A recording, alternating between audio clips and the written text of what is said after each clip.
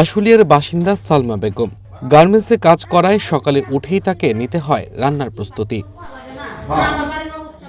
গ্যাসের চুলা থাকতেও লাকড়ি দিয়ে কষ্ট করেই চলছে মাটির চুলায় রান্না। কারণ জানতে চাইলে জানান, বাসার তিতাসের গ্যাস লাইনে শীতকালে একেবারেই গ্যাস থাকে না। গ্রীষ্মে কিছুটা পাওয়া গেলেও এখন পরিস্থিতি আরো খারাপ। রাতে 2টা-3টা পর্যন্ত আমি কালকে চাল দিয়ে বসে রয়েছি যে দেখি একটু আসে নাকি, একটু আসে কিনা। নাই, পরে ছেলেকে ওই যে কাগজ ওই পেপার মেপার টোকায়া তারপরে এই যে চুলা ধরাইলাম। খালি বিল দিয়ে যাইতাছি, বিল বাকি থাকলে আইসা গ্যাসের লাইন কাইটে দেয় সরকারে। তাদেরকে বললে তারা কয় ওই যে লাইন দিছি এইটাই তো বেশি।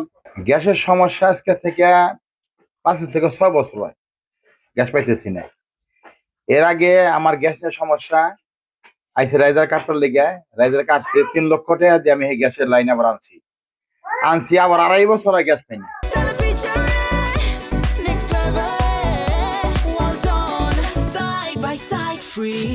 সালমার মতো আসলে এলাকার অনেক বাসিন্দা এমনই গ্যাস সংকটে দিন কাটাচ্ছেন।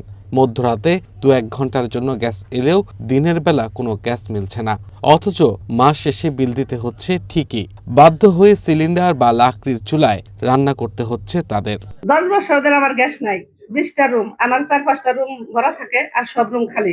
ভারিটা আনি টাইনা হেসরিয়া কয় না গ্যাস দেন, গ্যাস না থাকলে আমরা থাকবো না খালি রুমে, গ্যাসের সারা রুমে।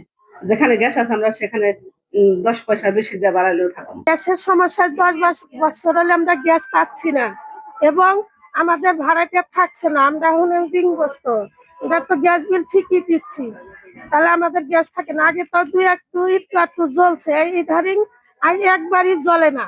লাইনের গ্যাস তো থাকেই না, ভাড়াটিয়া দিছি, ভাড়াটিও এখন যাইতেছে গা। কি করব, মানুষ কি করে খাইব?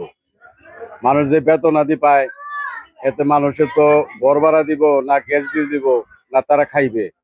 তাই চাকরি ছেড়ে যার যার মধ্যে যাইতেছে। এখন আমরা বাড়িওয়ালারা কি করবো?